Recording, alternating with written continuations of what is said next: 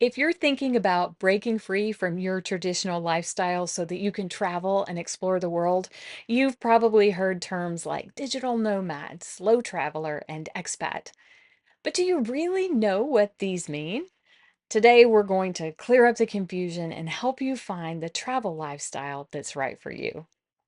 A few years ago, my husband and I were in exactly the same place that you are now, feeling trapped in the daily grind and dreaming of something more, a completely different kind of life.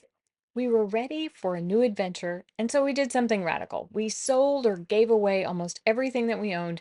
We bought a sailboat so that we could travel the world. But here's the thing, making that leap wasn't as simple as just buying a boat and sailing off into the sunset. We had to figure out how to sustain our new lifestyle, understand the different ways that people travel and work remotely, and create a life that gave us the freedom that we craved.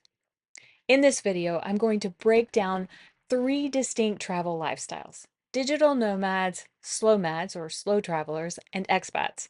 We'll share the pros and cons of each of these and help you understand which one might be the right one for you. Later in the video, I'll share some insights that we learned through our own journey and a framework that will help you make some decisions. Let's talk about three distinct ways that people approach location independent living. First, we have digital nomads. And digital nomads are the ultimate location independent professionals. They work entirely online and rely heavily on their technology. They often change location very frequently, and typically they have location independent income streams like freelancing, remote jobs, content creation, or an online business of their own. Most often, it's a combination of many things that they do in order to generate enough income to support their travel lifestyle. Next, we have slow mads or slow travelers. Slow travelers take just a little bit of a different approach. They stay in locations for extended periods of time so that they can focus more on a deep cultural immersion. They're less about constant movement and they are more about taking a relaxed approach to work and travel. And this is where I see us right now. I really find it almost impossible to work when we're traveling every day. And once we get into a new location, it's about a week before I feel like I really settle in and am able to work. For me, work requires structure, and so I need to be in a place for a month or more to really feel like I can settle in and be part of the local community. I know where everything is, and I can just relax into my life.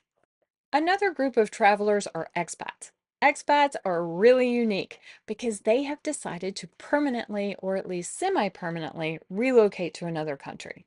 This means that they are often retired, they've found a way to work locally, or they are starting a business in a new country.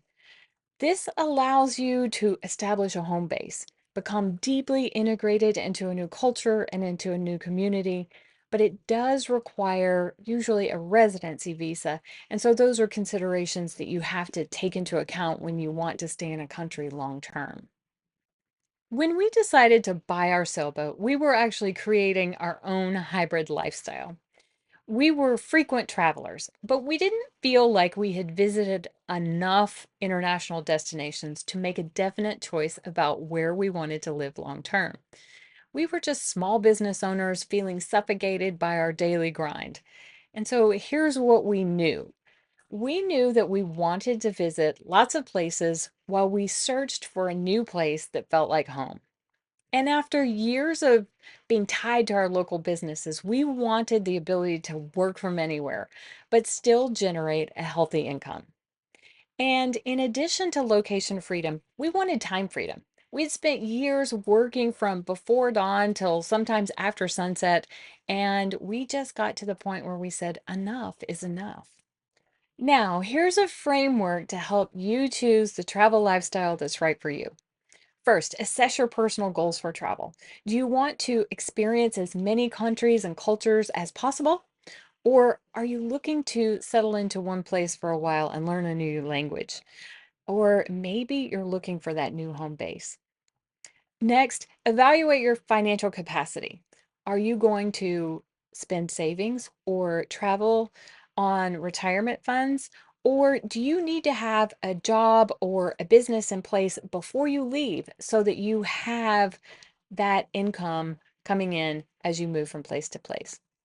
Next, consider your work flexibility. Do you have a business that you can convert to a work from anywhere situation, or is your employer willing to let you work remotely? Next, understand your personal adaptability. Travel requires a lot in terms of adaptability, and you need to be prepared that um, things aren't really going to go exactly the way you want all the time, and you need to know that you are personally able to adapt to those situations. It's all about choosing a lifestyle that you want and then creating everything else around that. Here's a pro tip. There is no one size fits all approach. Our journey hasn't been perfect. We've had to be willing to take risk. We had to spend time outfitting our sailboat and learning how to sail. We've had to research our destinations in Mexico, in Belize, and in Guatemala very carefully.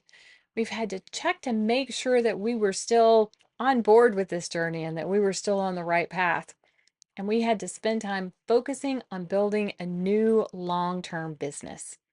Whether you dream of working from a beach rental, sailing from country to country as we are right now, or creating a new home in another country, the most important thing is to be true to yourself.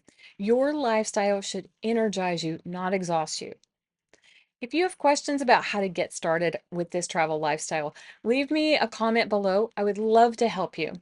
And now you might be wondering whether you should sell your home. In the next video, I'll talk to you about those options and what to consider.